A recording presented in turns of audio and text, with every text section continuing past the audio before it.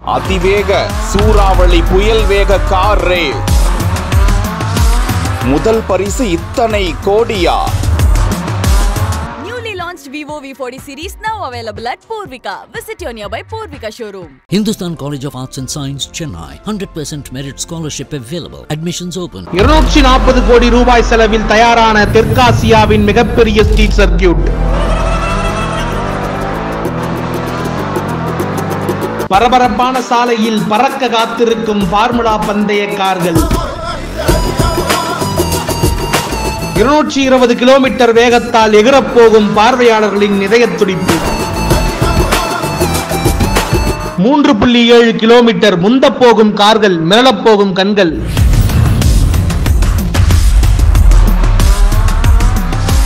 Behind roots நேயர்களுக்கு வணக்கம். Car ரேஸ்னு சொன்ன உடனே எல்லாருக்குமே அவ்வளவு பிடிக்கும். குறிப்பா சின்ன வயசுல இந்த கார் ரேஸை விருப்பப்படாத ஆட்களே இருக்க முடியாது. அப்படி நம்ம டிவிலையும் கேம்லையும் பார்த்து ரசிச்ச அந்த கார் ரேஸ்ங்கிறது நம்ம ஊர்ல, அதுவும் நம்ம சென்னையில ஹார்ட் ஆஃப் த சிட்டியா இருக்கக்கூடிய ஒரு இடத்துல எப்பொழுதுமே பரபரப்பா இயங்கக்கூடிய ஒரு சாலையில நடக்க போகுது, F4 கார் ரேஸ் நடக்க போகுது அப்படின்னு சொன்னா சுவாரஸ்யமா இருக்குல்ல. இந்த கார் ரேஸ் நடக்க போகுதுன்னு சொல்லிட்டு கடந்த 2 வருஷமா பேசிக்கிட்டே இருக்கோம். பல தடைகள், பல பிரச்சனைகள், பல விமர்சனங்கள் இதெல்லாம் கடந்து வருகிற ஆகஸ்ட் 30 மற்றும் செப்டம்பர் 1 அன்னைக்கு கார் ரேஸ் நடக்க போகுது. இத பத்தி தான் இந்த வீடியோல முழுசா விலாவரியா பார்க்க போறோம். வாங்க போலாம்.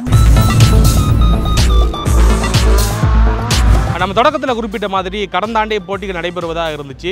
சில சூழ்நிலையின் காரணமாக நடத்த முடியாமல் போயிடுச்சு. முக்கியமான காரணம் என்னன்னு பார்த்தீங்கன்னாக்கா, கடந்த ஆண்டு டிசம்பர் 9 மற்றும் 10 தேதிகளில் இந்த போட்டி நடத்த திட்டமிட்டு இருந்தாங்க. அந்த நாட்களில் வந்து சென்னையில் மிக்ஜாம் புயல் ஏற்பட்டதால இயல்பு வாழ்க்கை வந்து பாதிக்கப்பட்டதன் காரணமாக இங்கேயுமே கூட இங்கே ஸ்ட்ரீட் சர்க்கியூட் ஏற்பாடு பண்ணி வச்சிருந்தாங்க இல்லையா. இந்த ட்ராக் எல்லாம் வந்து சில டேமேஜஸ் எல்லாம் ஏற்பட்டதால இங்கே வந்து போட்டி நடத்த முடியாத ஒரு சூழல் ஏற்பட்டது. அதனால வந்து இது அடுத்த ஆண்டுக்கு தள்ளி வைக்கப்பட்டது. அதனால தான் இப்போ ஆகஸ்ட் 30 மற்றும் செப்டம்பர் 1 தேதிகளில் இந்த போட்டி நடைபெறுது. நாம இப்ப நின்றுகிட்டு இருக்கக்கூடிய இடம் எங்கன்னு பாத்தீங்கன்னாக்கா, சென்னை தீவுத்திடல்ல நின்றுகிட்டு இருக்கோம். ஏன்னாக்கா இங்க தான் அந்த போட்டி வந்து தொடங்க போகுது. அதற்கான ஏற்பாடுகள்லாம் ரொம்ப தீவிரமா நடக்கிறத நீங்க பார்க்கலாம். நாலாபுரமும் அதற்கான வேலைகள்லாம் ரொம்ப தீவிரமாக நடந்துகிட்டு இருக்கு. இன்னும் 2 வாரங்களே வந்து அதற்கான காலம் இருப்பதால இந்த செயல்பாடுகள்லாம் வேகம் எடுத்திருக்கு அப்படின்னே சொல்லலாம். கிட்டத்தட்ட 3.7 கிலோமீட்டருக்கு வந்து இந்த ஸ்ட்ரீட் சர்க்கியூட்டை அமைச்சிருக்காங்க. அதாவது இந்த ரேஸ் ட்ராக் வந்து 3.7 கிலோமீட்டருக்கு அமைக்கப்பட்டிருக்கிறது. கார் ரேஸ் வந்து இங்க சென்னை தீவுத்திடல்ல தொடங்கி இப்படியே போய் இந்த காமராஜர் சாலை வழியா, அண்ணா சாலை போய் சிவானந்தா சாலை வழியா நேப்பியார் பிரிட்ஜை தொட்டு அதுக்கப்புறமா திரும்பி இங்க தீவுத்திடல்ல வந்து முடியுது. கிட்டத்தட்ட 19 பென்ஸ், அதாவது 19 வளைவுகள் இருக்கு. அதை தாண்டி வந்து சில மேடு பள்ளங்கள்லாம் அமைக்கப்பட போவதா சொல்றாங்க. இங்க உள்ளேயுமே பாத்தீங்கன்னாக்கா இந்த தீவுத்திடல்ல ட்ராக் அமைச்சுக்கிட்டு நீங்க பார்க்கலாம். அப்படியே வந்தீங்கன்னா தெரியுங்க, பாருங்க இங்க ட்ராக் அமைச்சுக்கிட்டு இருக்காங்க. இந்த ட்ராக்ல வந்து பாத்தீங்கன்னாக்கா சில மேடு பள்ளங்கள், நீங்க கார் ரேஸ்ல பார்க்கக்கூடிய அந்த சில விஷயங்கள்லாம் இங்க அமைச்சு ரொம்பவே ஒரு எக்ஸைட்டிங்கான ஒரு கார் ரேஸா இது இருக்குன்னு எதிர்பார்க்கப்படுது. இந்த கார் ரேஸோட ஸ்பெஷாலிட்டி என்னன்னு பாத்தீங்கன்னாக்கா, இந்தியாவில் மட்டும் இல்லைங்க, தெற்காசியாவிலேயே முதல் முறையா நடைபெற ஸ்ட்ரீட் நைட் ரேஸ் அப்படின்னு சொல்லப்படுது. அதாவது கார் ரேஸ் ஆனது இரவு நேரத்தில் நடத்தப்படுவது, அதுவும் தெருக்கள், அதாவது நம்ம அன்றாடம் பயன்படுத்தக்கூடிய சாலைகள் நடத்தப்படுவது இதுவே முதல் முறை அப்படின்னு சொல்லப்படுது. ஏற்கனவே 14 முறை தான் நடத்தப்பட்டிருக்கிறது 14 இடங்கள்ல. இது 15வது முறையா நம்ம ஊரு, நம்ம சென்னையில நடக்குது. இந்த போட்டிக்காக தமிழ்நாடு, அதாவது பாத்தீங்கன்னாக்கா ஸ்போர்ட்ஸ் டெவலப்மெண்ட் அத்தாரிட்டி ஆஃப் தமிழ்நாடுவும் இந்த போட்டியை நடத்தக்கூடிய ரேஸ் ப்ரொமோஷன் பிரைவேட் லிமிடெடும் சேர்ந்து 240 கோடி ரூபாய் செலவு செய்துள்ளதா குறிப்பிடப்படுது. அதுல குறிப்பா தமிழ்நாடு அரசாங்கம் வந்து 40 கோடி ரூபாய் செலவு செஞ்சிருக்காங்க. இந்த போட்டிகளை நடத்தக்கூடிய தனியார் நிறுவனமான ரேசிங் ப்ரொமோஷன் பிரைவேட் லிமிடெடும் ஸ்போர்ட்ஸ் டெவலப்மெண்ட் அத்தாரிட்டி ஆஃப் தமிழ்நாடும் கிட்டத்தட்ட 3 ஆண்டுகள் ஒப்பந்தம் போடப்பட்டிருப்பதா சொல்லப்படுது. அந்த வகையில் இந்த ஆண்டு முதல் முறையா போட்டி நடக்குது. இந்த போட்டிகளை எப்படி வழங்குறாங்க அப்படின்னு பாத்தீங்கன்னாக்கா, இந்தியன் ரேசிங் ஃபெஸ்டிவல் அப்படின்னு வழங்குறாங்க. இந்த இந்தியன் ரேசிங் ஃபெஸ்டிவல்ல வெவ்வேறு போட்டிகள், அதாவது 2 வெவ்வேறு விதமான போட்டிகள் நடைபெறுது. ஒன்னு வந்து பாத்தீங்கன்னாக்கா இந்தியன் F4 சாம்பியன்ஷிப் அப்படின்னு வழங்கப்படுது. இன்னொன்னு வந்து பாத்தீங்கன்னாக்கா இந்தியன் ரேசிங் லீக் அப்படின்னு குறிப்பிடப்படுது, IRL அப்படின்னு. இந்த இந்தியன் F4 சாம்பியன்ஷிப்பை பொறுத்த வரைக்கும் இன்டர்நேஷனல் பிளேயர்ஸ் இருந்து இந்தியன் பிளேயர்ஸ் வரைக்கும் தனித்தனியா பங்கெடுத்துக்கிறாங்க. கிட்டத்தட்ட ஒரு டிரைவர் மட்டும் தான் அதுல வந்து பங்கெடுத்து வண்டியை ஓட்ட முடியும். It's a single driver motor sport அப்படின்னு சொல்லலாம். அடுத்து பாத்தீங்கன்னாக்கா IRL பொறுத்த வரைக்கும் இது சிட்டி பேஸ்டு பிரான்சைஸ் லீக் அப்படின்றாங்க. இந்த லீகை பொறுத்த வரைக்கும் 8 அணிகள் பங்கு பெறாங்க. அந்த 8 அணிகள் வந்து தங்களுக்குள்ளாக மோதி வந்து வெற்றி பெறுவாங்க அப்படிங்கிற மாதிரி குறிப்பிடப்பட்டிருக்கிறது. இதுல F4 சாம்பியன்ஷிப்பை பொறுத்த வரைக்கும் ஒரு விஷயம் சொல்லப்படுது. அதுல வெற்றி பெறக்கூடிய நபருக்கு வந்து பாத்தீங்கன்னாக்கா FIA சூப்பர் லைசன்ஸ் பாயிண்ட்ஸ் அப்படிங்கிறது கிடைக்குங்கிற மாதிரி சொல்றாங்க. போட்டி நடக்கக்கூடிய இன்னொரு சாலையான சிவானந்தா சாலையில் தான் நின்றுகிட்டு இருக்கோம். இந்த சிவானந்தா சாலை முழுக்க பார்த்தீங்கன்னாக்கா பேரிகேடுகள் அமைக்கும் பணிகள் நடைபெற்று கொண்டிருக்கிறது. நம்ம சுத்தி வந்து காமிச்சோம் இல்லையா, அங்க நேப்பியர் பிரிட்ஜ் தாண்டி பார்த்தோம். ஒவ்வொரு சாலையிலும் நம்ம ஆரம்பத்தில் குறிப்பிட்ட மாதிரி இந்த 3.7 கிலோமீட்டர் ஹோல் சர்க்கியூட், அதாவது இந்த ரேஸ் நடக்கக்கூடிய அந்த எல்லா சாலையிலையும் பாத்தீங்கன்னாக்கா இந்த சேஃப்டி பேரியர்ஸ் அமைக்கிறத நம்ம பார்த்துக்கிட்டு இருக்கோம். ஏன்னா வந்து பாத்தீங்கன்னாக்கா இந்த கார் ரேஸ் பார்க்கறதுக்கான ஆடியன்ஸ் இங்க வருவாங்க. கார் ரேஸ் வந்து ரொம்ப சேஃப்டியா நடக்கணும் அப்படிங்கிறதுக்காக எப்பொழுதுமே அமைக்கக்கூடிய ஒரு விஷயம் தான் இது. ஸ்ட்ரீட் ரேசிங் எங்கெல்லாம் நடக்குதோ அங்க எல்லா இடத்துலயும் இந்த மாதிரியான விஷயங்கள் செய்வாங்க. அதான் நீங்க பாத்துக்கிட்டு இருக்கீங்க. தற்காலிகமான இந்த மின் கம்பங்கள் அமைச்சிருக்காங்க. அதை தாண்டி வந்து பாத்தீங்கன்னாக்கா இப்ப நம்ம அந்த அண்ணா சாலையை கடந்து இப்படிதான் இந்த சிவானந்த சாலையில தான் வந்து அந்த கார்கள்லாம் வந்து பயணிக்கும். அந்த வகையில அந்த எட்ஜில் அந்த கார்னர்ல வந்து பாத்தீங்கன்னாக்கா ஓமந்தூரார் ஹாஸ்பிட்டல் இருக்கு. அந்த ஓமந்தூரார் ஹாஸ்பிட்டல கடந்து வரும் பொழுது அங்க சப்போஸ் இந்த ரேஸ்ல வரக்கூடிய அந்த கார்களோ இல்ல அதன் தொடர்பாக நடக்கக்கூடிய செயல்பாடுகள் வந்து எந்தவித சத்தத்தையும் எழுப்பக்கூடாது, யாருக்கும் டிஸ்டர்பன்ஸா இருக்கக்கூடாது, முக்கியமா ஹாஸ்பிட்டலுக்கு எந்தவித டிஸ்டர்பன்ஸ் இருக்கக்கூடாதுன்றதால ஒலி கட்டுப்பாடு விதிச்சிருப்பதா நம்ம கேள்விப்படுறோம். தமிழ்நாட்டை பொறுத்த வரைக்கும் பாத்தீங்கன்னாக்கா விளையாட்டுல வந்து எப்பொழுதுமே பெரும் பங்கு வகிக்கிறத ஒரு வாடிக்கையாவே இருக்கும்.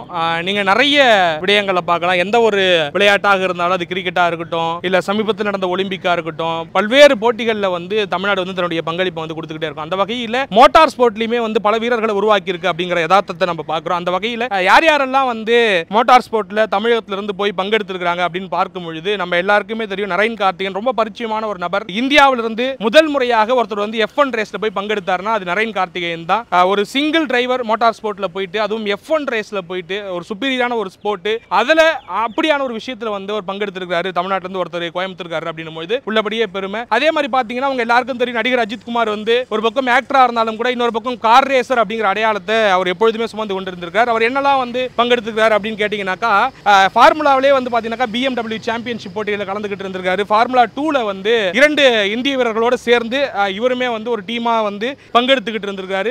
இந்த மாதிரி நிறைய பேரை குறிப்பிட்டுட்டே போலாம். இன்னொருத்தர் யாருன்னு பாத்தீங்கன்னா அஸ்வின் சுந்தர் அவர்களை வந்து குறிப்பிடலாம். இப்படி வந்து நிறைய பேர் வந்து தங்களுடைய பங்களிப்பை வந்து தமிழகத்துல இருந்து செஞ்சிருக்காங்க. இப்படியான போட்டிகள் வந்து இங்க நடத்துவதன் மூலமாக இன்னும் கூட வந்து இந்த ஸ்போர்ட் வந்து விரிவடையும், மக்கள் கிட்ட போய் சேரும் அப்படிங்கறது ஒரு நம்பிக்கையா இருக்கு. சமீபத்தில் நரேன் கார்த்திகேயன் வந்து இது குறித்து பேசியிருந்த பொழுது உள்ளபடியே இங்க வந்து இப்படியான ஒரு ஸ்ட்ரீட் சர்க்கியூட் அமைச்சு போட்டிகள் நடைபெறுவது மகிழ்ச்சியா இருக்கு. ஆனா இதை தாண்டி வந்து எப்படி வந்து ஒரு கிரிக்கெட் வந்து இங்க பார்க்கப்படுதோ, எப்படி ஒரு ஃபுட்பால் வந்து பார்க்கப்படுதோ, அந்த மாதிரி வந்து மோட்டார் ஸ்போர்ட்டுக்கும் வந்து நிறைய பேர் வரணும், நிறைய யங்ஸ்டர்ஸ் வந்து பங்கெடுத்துக்கணும், அதற்கு வந்து மக்களுடைய வெளிச்சம் வந்து கிடைக்கணும், பொதுமக்கள் வந்து இதை கவனிக்க ஆரம்பிக்கணும் அப்படிங்கிற மாதிரி சொல்லி இருந்தாரு. அந்த வகையில் ஒரு முயற்சியா எடுக்கப்படுது. இதை தாண்டி நிறைய விஷயங்கள் சொல்லப்படுது. என்னன்னாக்கா இப்போ வந்து இந்த F4 ரேஸ் அப்படிங்கிறது வந்து பாத்தீங்கன்னாக்கா ஒரு நேஷனல் லெவல் சாம்பியன்ஷிப். ஃபார்முலா ரேஸை பொறுத்த வரைக்கும் நிறைய கட்டங்கள் இருப்பதா சொல்லப்படுது. Formula 1, formula E, formula 2, formula 3, formula 4னு போய்கிட்டே இருக்கு. அது வேர்ல்ட் சாம்பியன்ஷிப் தொடங்கி international championship, regional championship, national சாம்பியன்ஷிப்னு பல்வேறு கட்டங்கள் நடத்தப்படுது.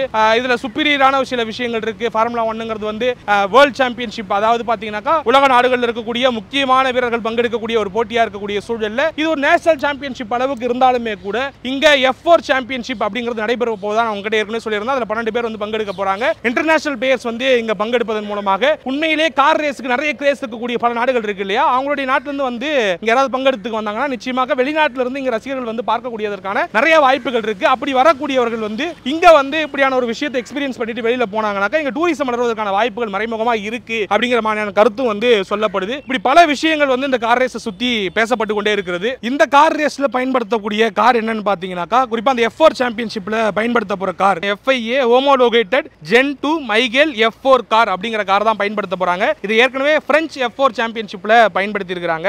இந்த கார் வந்து பாத்தீங்கன்னாக்கா alpine 1.3 litre turbo charger engine அப்படிங்கிற இன்ஜினை கொண்டு இயங்குறதா சொல்லப்படுது. கிட்டத்தட்ட 220 கிலோமீட்டர் ஸ்பீட் அளவுல பயணிக்குன்னு சொல்லப்படுது. இந்த சாலையில தான் அந்த கார் எல்லாம் சீறி பாய போகுது அப்படின்னு இப்ப சொல்லும் போதே எனக்கு எக்ஸைட்டிங்கா இருக்கு. அந்த நாளுக்காக நானும் உங்களை போலவே காத்துக்கிட்டு இருக்கேன்.